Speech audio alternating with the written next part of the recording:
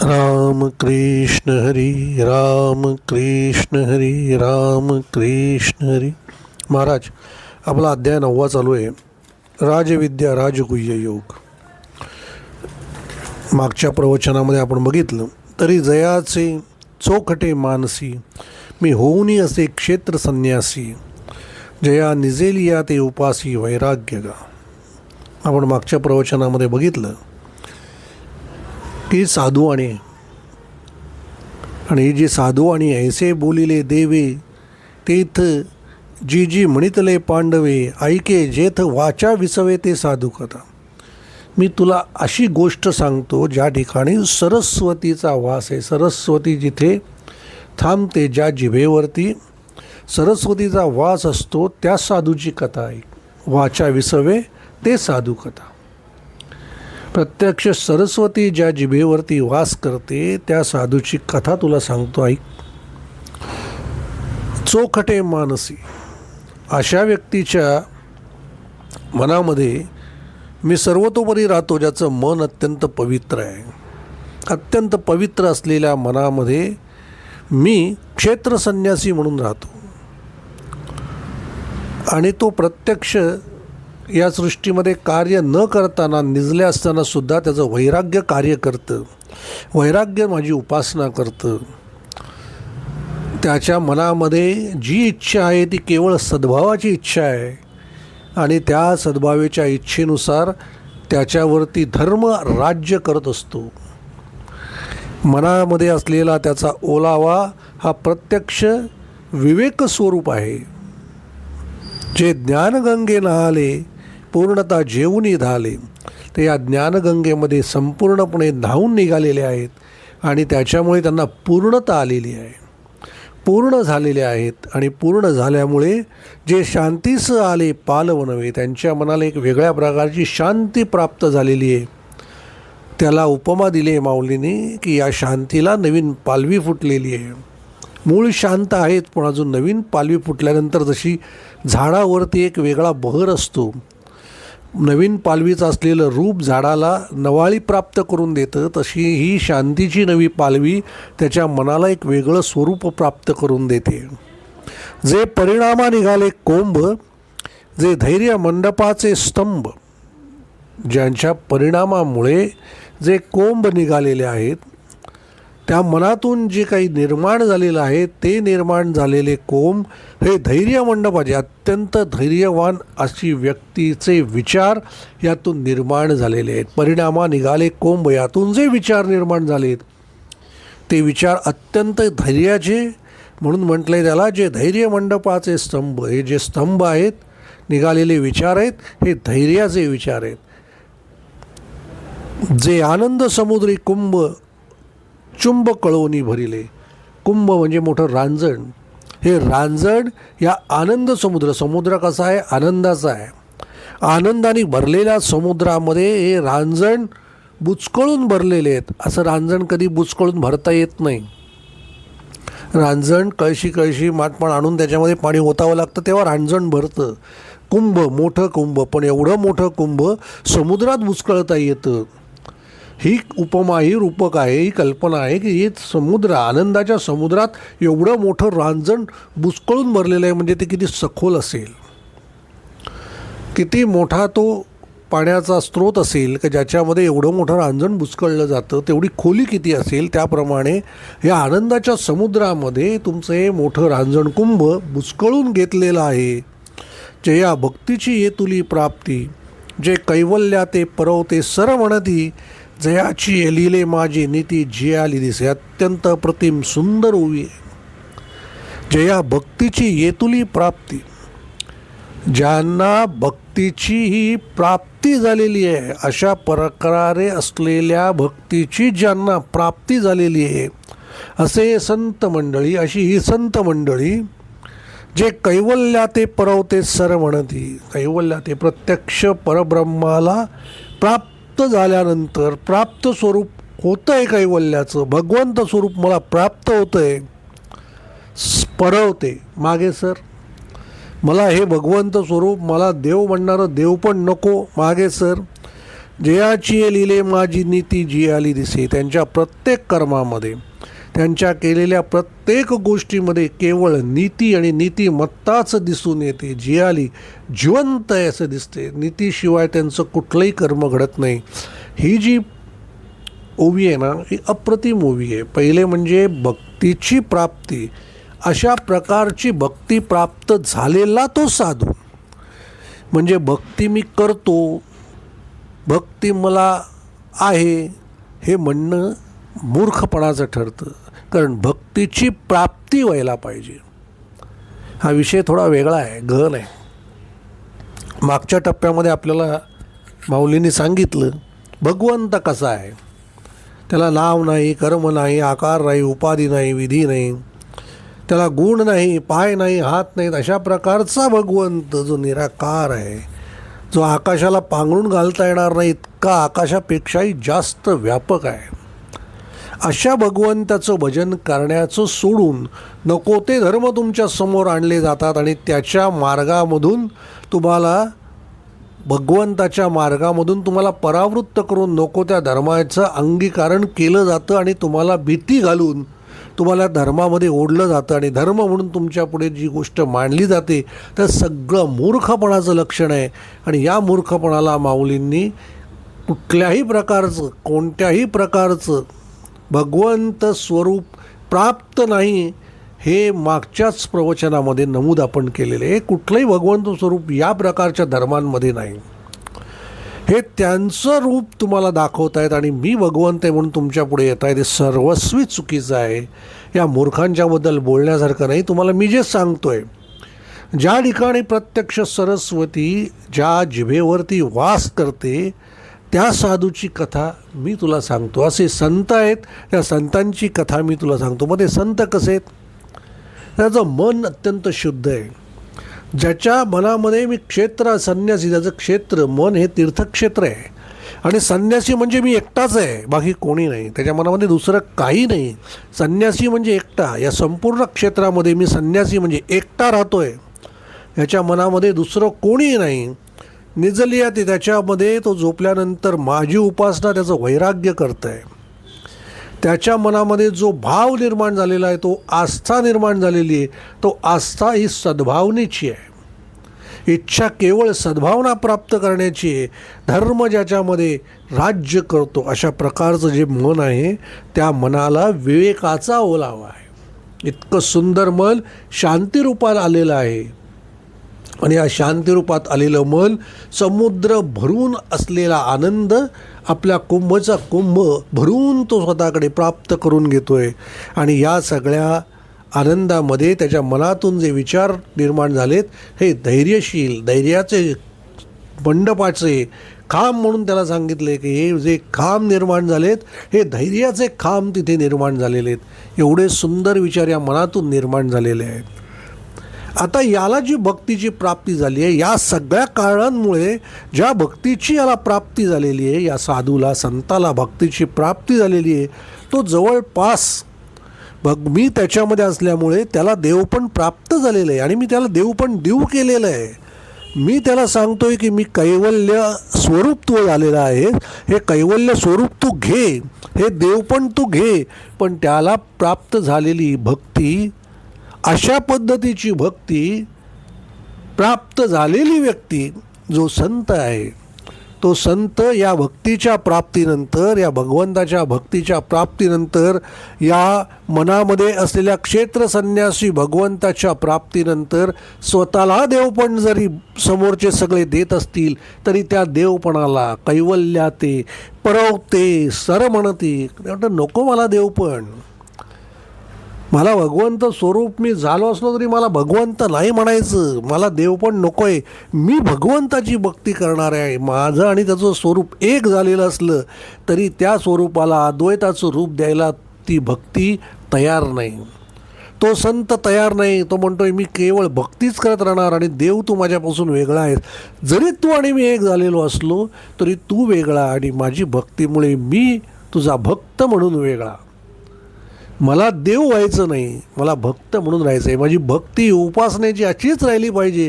तू जरी हृदयात माझ्या असशील, तू जरी माझ्याजवळ असशील, तरी ते कैवल्य म्हणून प्रत्यक्ष स्वरूप जरी मला प्राप्त असलं तरी मला ते नको आहे. कैवल्या ते परवते सर म्हणती, त्याला जी भक्ती प्राप्त झाली आहे त्याच्यामुळे तो त्याला म्हणतो आहे तू मागे हो, मला ते रूप नको आहे, मला ते भक्तीचंच रूप हवं आहे, मी भक्ती करतच राहणार आहे.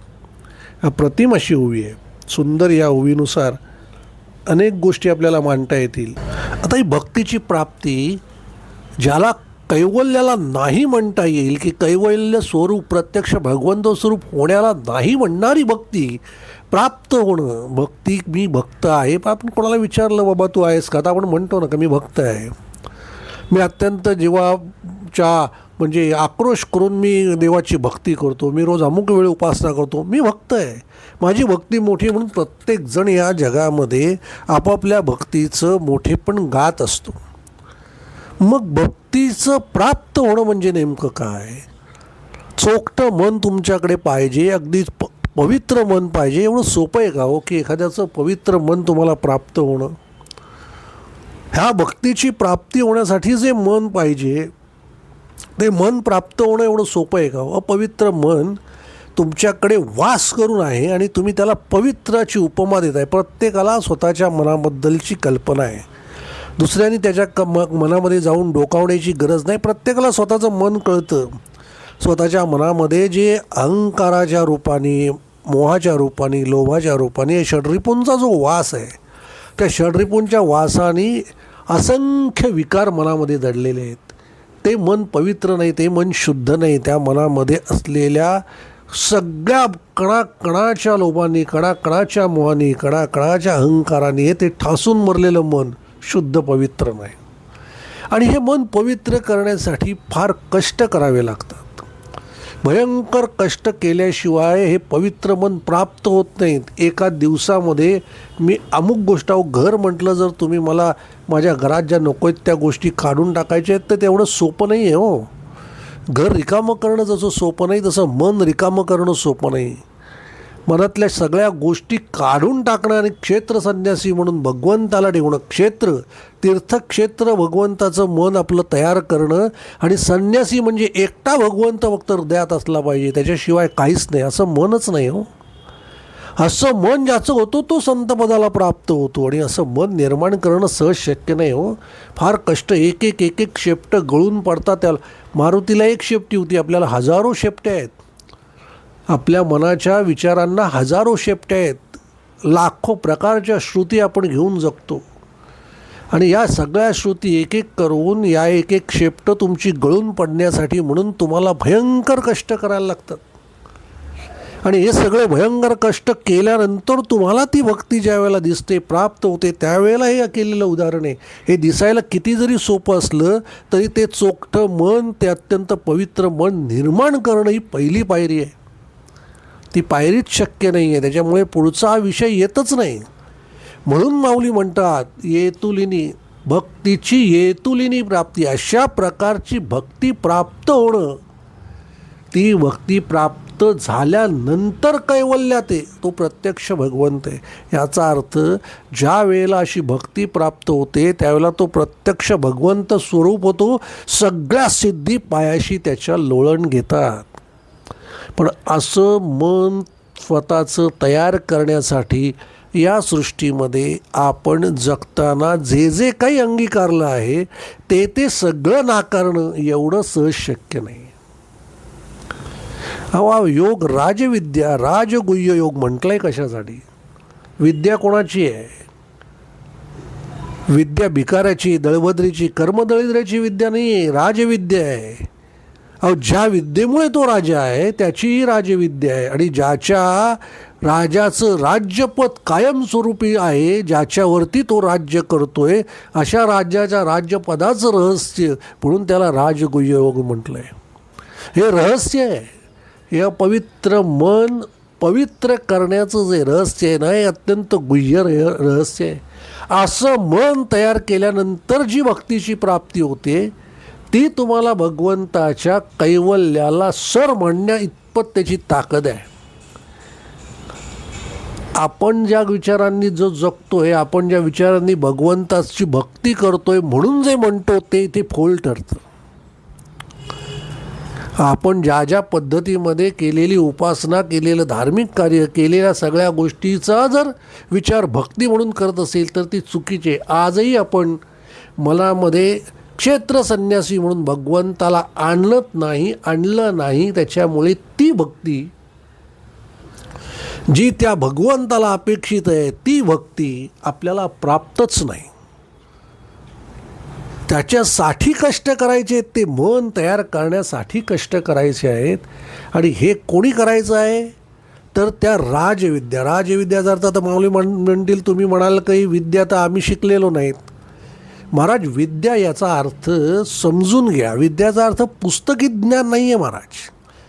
एखादी सुगरण असेल, तिच्या हातामध्ये जेवण करण्याची, ती 70 80 माणसांचं जेवण लिलया करत असेल, सातत्याने घरात येणाऱ्या प्रत्येक पाहुण्याला पोटभर अन्न जेवण, विद्या आहे. एखादा अप्रतिम बोलत असेल, विद्या आहे. एखादा अप्रतिमरित्या एखादं कार्यकुशल करून एखादी वस्तू निर्माण करत असेल, विद्या आहे. भले का तो पुस्तकी ज्ञान त्याच्याकडे नसेल, शैक्षणिक ज्ञान नसेल, पण एखादा उत्तम असा नेतृत्व करून एखाद्या गावाला चांगल्या सद्भावनेच्या विचारामध्ये घेऊन जात असेल, एखादा आयुष्यभर कष्ट करून शेतामध्ये राबून सोन्यासारखं पीक घेऊन हजारो कुटुंबांना अन्न देत असेल, विद्या आहे. शेती करणं विद्या आहे. विद्येला तुम्ही एकाच पुस्तक विद्या म्हणून चौकटीत बांधू नका. जे जे तुम्ही कर्म करता, ज्याच्यातून तुम्ही भगवंत प्राप्तीसाठी जी मेहनत घेता आणि मेहनत घेतल्यानंतर ज्यातनं नवीन काहीतरी उत्पन्न निर्माण होतं, नवीन काहीतरी गोष्टी उत्पन्न होतात, अशा गोष्टी ज्या समाजातल्या लोकांसाठी, या जीव जगण्यासाठी म्हणून कार्यरत आहेत.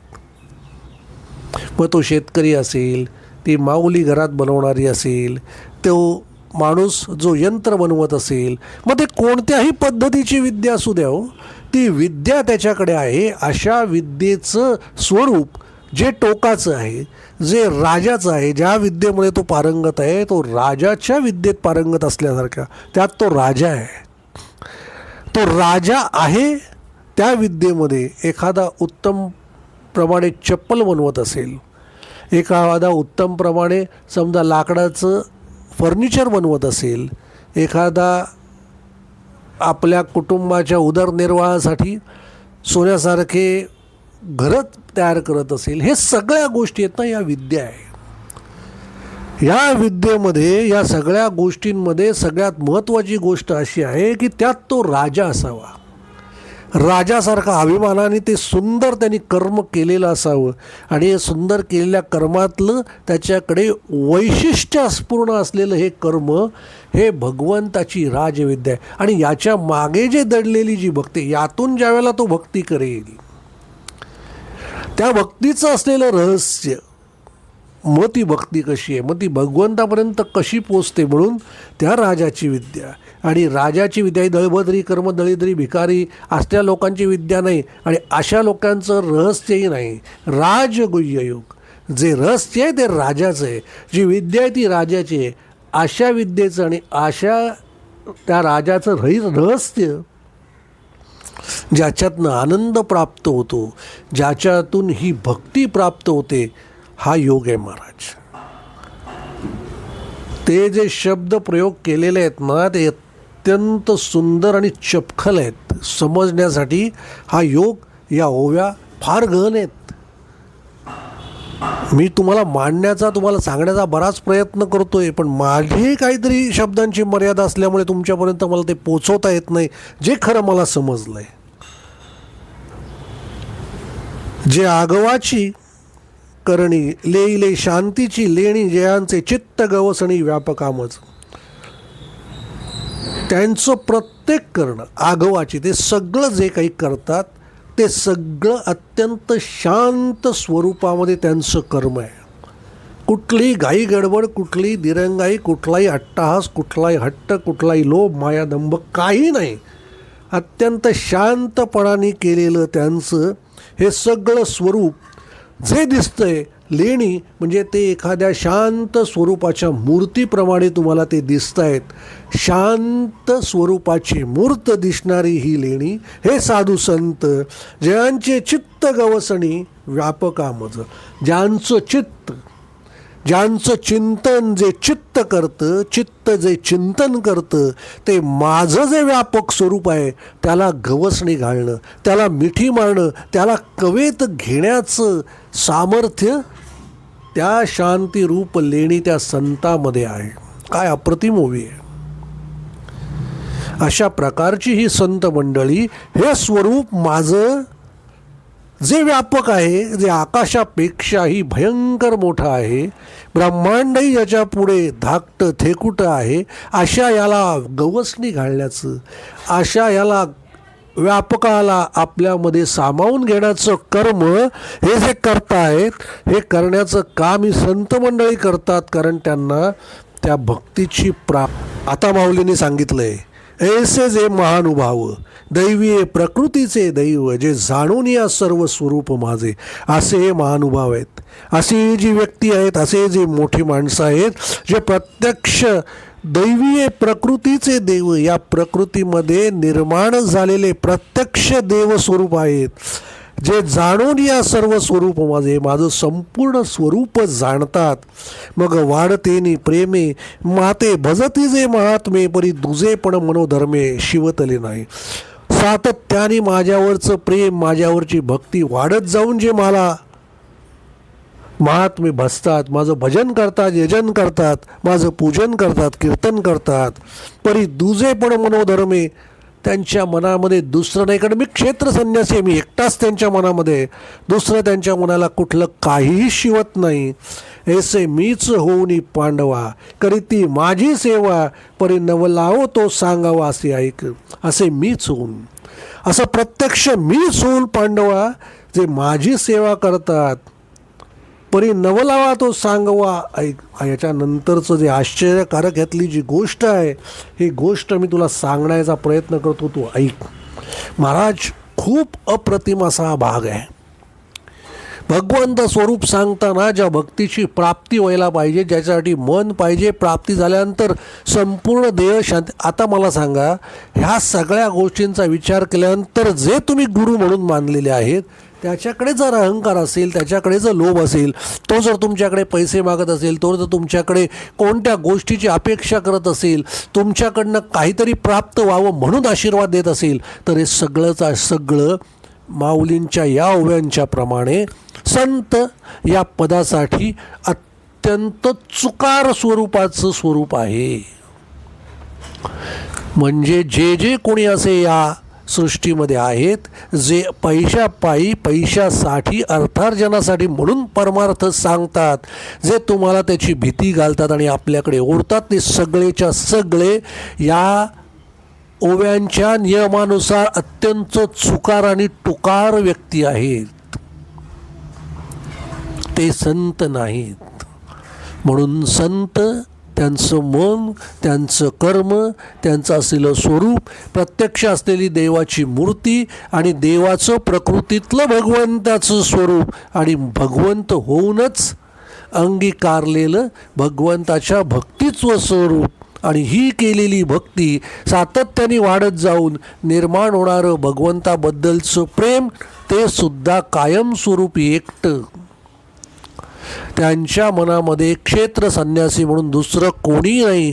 भगवंताखेरीज लोभ, मोह, मद, मत्सर, अहंकार कोणताही गोष्ट त्या मनामध्ये नाही. असं मन, अशा गोष्टी आणि असं संतपद तयार करणं किंवा प्राप्त करणं, या गोष्टीच्या नंतर जे घडतं त्याला म्हणतात भक्तीची प्राप्ती. म्हणून आपण असलेली भक्ती या व्याख्येमध्ये बसत नाही. आपण केलेली उपासना या व्याख्येमध्ये बसत नाही. आपण म्हणत असू जर मी भक्त आहे, तर हे सुद्धा एक मूर्खपणाचं लक्षण होतं. आपण आपल्या गरजेसाठी देव शोधतो, आपली गरज पूर्ण करण्यासाठी आपण भगवंत शोधतो, याच्या पलीकडे काहीही नाही. आपल्याकडे ती भक्ती नाही, आपल्याकडे त्याची प्राप्ती नाही. कारण आपण त्या भक्तीच्या प्राप्तीनंतर प्रत्यक्ष देवपणाला सुद्धा मागे सर म्हणतो, नकोय म्हणतो. अशी भक्ती प्राप्त होणं केवळ संतांना जमलं. हे संतपद प्राप्त करणं, ही भक्ती प्राप्त करणं. आता आम्ही तुम्हाला सांगतो महाराज म्हणजे आम्ही सर्व गुण संपन्न होत असं म्हणायचं का? नाही. म्हणजे आमच्यामध्ये व्यंग नाही का? आमच्यामध्ये राग लोभ नाही का? अहो आमच्याकडे मग आहेच. आम्हाला हे समजतं आहे, पण आम्ही अनेक गोष्टी सोडून या मार्गावर येतो आहे. म्हणजे 100% आलो आहे का? तर मुळीच नाही, मुळीच नाही. लक्षात घ्या, आम्ही तुम्हाला जर या माध्यमातून सांगत असलो तर या ओवीनुसार आम्ही सुद्धा संत नाही. म्हणून मी कायमस्वरूपी म्हणतो, मला महाराज म्हणू नका. आम्ही कोणी महाराज नाही होत, आम्ही कोणीही तुम्हाला सांगण्यासारखी संत मंडळी नाही होत. कारण आमच्या मनामध्ये सुद्धा अहंकार लोभ आमची शेपटं गळून पडतायत. संपूर्णपणे पडली आहेत का? तर ती नाही. आमच्या मनातला भाव संपूर्णपणे शुद्ध झाला आहे का? तर नाही.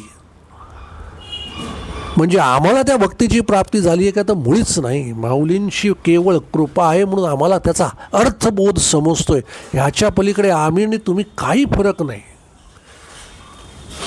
ह्या सगळ्यापासून ज्यावेळेला मी विरक्त होईन, ज्यावेळेला मला या सगळ्यापासून स्वतःला दूर नेता येईल, त्यावेळेला मला त्या भक्तीची प्राप्ती होणार आहे. हे एवढं सहज शक्य नाही हो. या संसारात जगताना संसाराच्या या भोगाच्या सीमेवरती चित्त स्थिर ठेवून भोगाला नाकारणं एवढं सोपं नाही. अनेक गोष्टी तुम्हाला सांगण्यासारख्या आहेत महाराज. प्रवचन खूप लांबेल सांगायचं म्हटलं तर. परंतु एवढं लक्षात ठेवा की अशी भक्ती प्राप्त करणं म्हणजे भगवंत प्राप्ती आहे. हे जर तुम्हाला समजलं आणि अशा भक्तीच्या मार्गावर जाताना जर तुमची अहंकाराची, दंभाची, लोभाची, मोहाची जर शेपटं गळून पडायला सुरुवात झाली आजपासून, तर असं म्हणता येईल की आजच्या प्रवचनातला गाभार्थ, मतितार्थ, त्यातला ज्ञानार्थ तुम्हाला समजला. बरं, सुरुवात कशी करायची हा तुमचा प्रश्न साहजिकच समोर असणार आहे की महाराज सगळं तुमचं बरोबर आहे, पण असं पवित्र मन, असं 100% चोखटं मन तयार करायचं तर करायचं तरी कसं? मार्ग तरी कोणता? करावं तरी काय? महाराज एक एक गोष्ट छाटून टाकायला, एक एक गोष्ट गळून जाण्यासाठी म्हणून सुरुवात महत्त्वाची आहे. पहिलं पाऊल महत्त्वाचं आहे. हे पहिलं पाऊल टाकायचं असेल तर एक काम करा.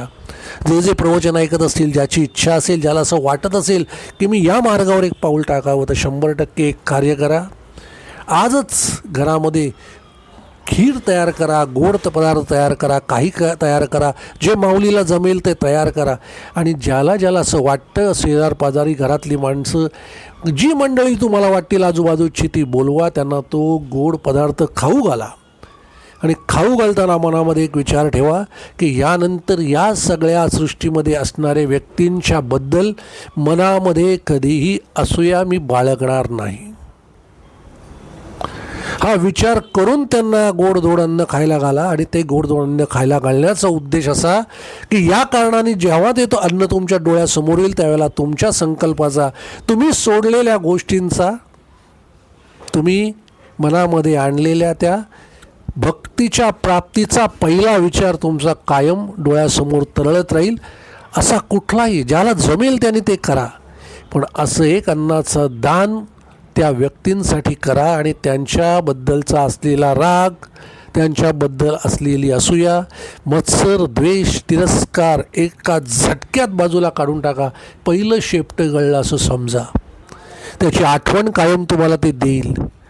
यासाठी या अन्नाची तरतूद म्हणून तुम्हाला मार्ग सांगितला. यानंतर तुम्ही अनेक गोष्टी करू शकता. आता तुमचं एक विचाराचं दालन मी उघडून दिलं आहे.